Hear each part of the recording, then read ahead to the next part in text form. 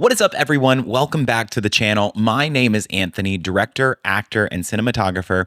And today I want to discuss a topic that a lot of up-and-coming filmmakers ask me when they're getting started, right?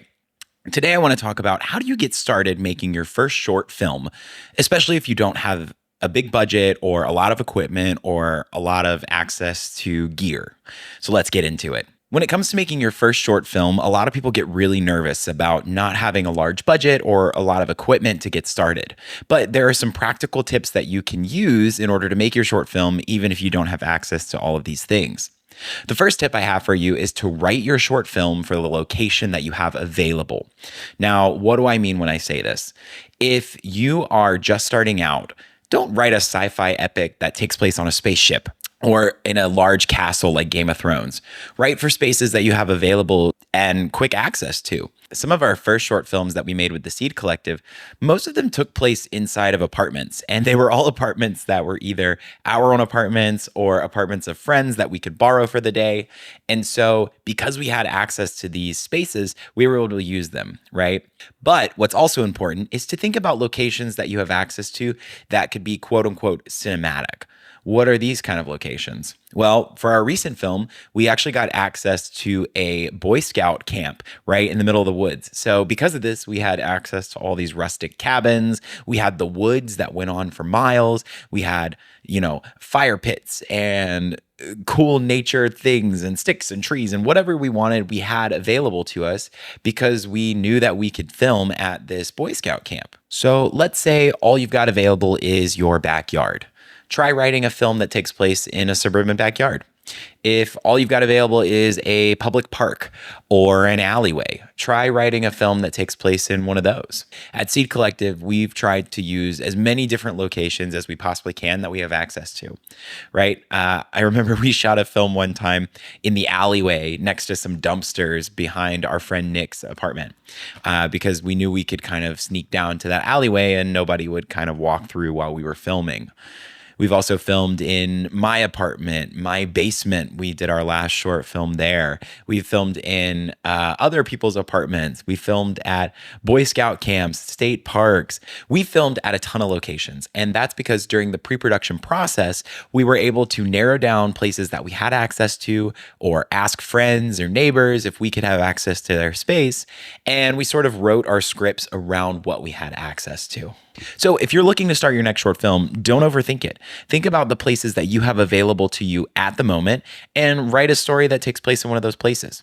A good rule of thumb to think about when thinking about locations that you have access to is how much depth is in those locations. So something that really makes your images pop or gives you that cinematic feel is making sure that whatever space you're filming in has depth. So if you're in an apartment, make sure you're always shooting towards the corner so you can build that depth behind your subject. If you're at a outdoor location, maybe that means using a wider lens so you can get more of the environment and the sky involved with the shot, and it just gives a more cinematic feel.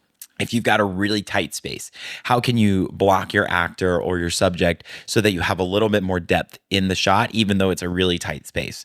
So that's something that we're always thinking about when we're thinking about locations that we have access to is, if I'm going to pick location A over location B, does location A have more depth or does location B? And if the answer is one of them has more depth than the other, then I'm probably going to choose that just to get A, more equipment into the space, but B, it's going to give them more of a cinematic feel when you actually start shooting the project. My second tip for creating your first short film, if you have no budget, is to write for the people that you have available to be in the film. So let's say that you're the only one you have available. Maybe that means writing a one-person short film. If you've got some friends who you can kind of convince to be in your film, if you make them lunch or something, then write for the people that you have available. If I know that I've got my friends available, I'm probably not going to write a short film for that requires a dragon or a monster or anything like that. I'm going to try to write things that I have the actors or the performers available for. And even if they're not a spectacular actor, that's not the point. The point is that you're getting out there, you're making your first short film, you're getting the practice on how to light things, how to compose a shot, how to use depth, how to pick locations, all of these small things that go into making a short film, you're doing them. And to be honest with you, your first one is probably going to be pretty bad. I remember my first short film, it was titled What I Saw on 14th Street. And still to this day, I can't look at the footage because I've learned so much and grown so much as a cinematographer and as a director from that point. Looking at that film, it just gives me the ick. But all of that to say is because I kept making short films and I wrote the next one and the next one and started making them and filming them, I've learned and gained skills over that period of time that now I know the next film I make is going to be even better, and the next one, and so on and so forth.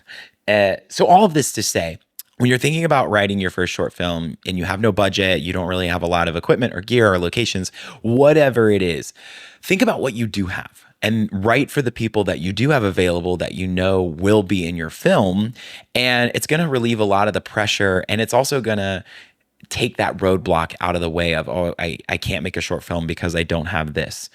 Once you start sitting down and thinking about it, you probably have access to a lot more locations and actors than you think you do. So write for what you have available to you. And my final tip for making your first short film, even if you don't have a budget or you're just trying to get started into this filmmaking journey, is to write about what you know. Now, I know we hear this tip all the time when we think about making a film, but it really rings true, right? Writing about your personal experiences and things that you know very well, it does two things. A, you're already a subject matter expert on it, right? So when you go and do research to write this short film and you start kind of ideating and putting things down on paper, it's going to feel more natural because you have so much personal context tied to the short film. And the second thing it's going to do is it's just going to feel way more authentic, right? If you're writing a short film about something that you are truly passionate about and you have a lot of knowledge, the audience can feel that when they're watching the short film. And so make sure that you think about that when you're writing your script, that you are putting your heart into it, but it's something that you know and an experience that you've had or a kind of circumstance that you've gone through or any of those sort of things. Write about what you know. Now, a lot of people will take that super literally, right? And what's cool about this concept of writing what you know is that you really can expand upon it.